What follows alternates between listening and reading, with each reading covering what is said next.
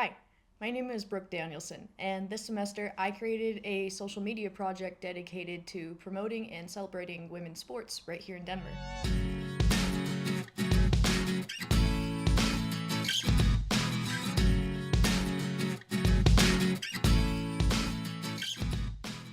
What is one of your favorite parts about this sport? Community, like hands down. Since we don't have a team here in Denver, Yeah. who's your team? Minnesota Lynx. I grew up in Minnesota. So, what's been one of your favorite parts of rugby so far then? Definitely seeing how far I can push myself physically has been really cool. I feel like we don't get the opportunity to do that as much, like once you, graduate college. How do you create a supportive and empowering space for everyone regardless of their gender identity? That's a heavy question. I think that Since March 3rd, I've posted 26 videos across Instagram, TikTok, and Facebook Reels featuring 7 different sports teams and organizations. I personally reached out to every coach, every team, and every athlete for this project. I didn't know any of them before this started. It was completely cold outreach. And surprisingly, most of them said yes. I aim to post 3 to 5 times a week.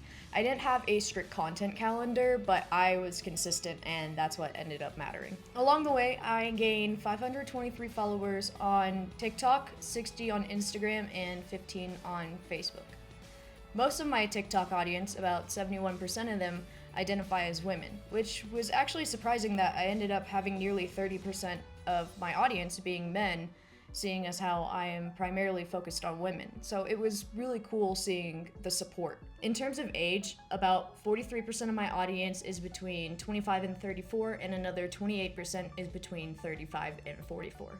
My most viewed TikTok actually ended up being a funny moment. I was in the middle of interviewing someone from the WNBA Club Denver, and all of a sudden these 2 women come up behind us and kind of photobomb the video, and that video ended up bringing in 12,000 views. Most of my videos average between 900 and 1,300 views, and I usually got around 100 likes per video. This project showed me that there's a real hunger for more women's sports coverage. People are excited to hear about these athletes and their stories. People are excited to promote women and their success, and I'm excited to keep telling them. Obviously, this started out as a project for school, but I want to keep it going.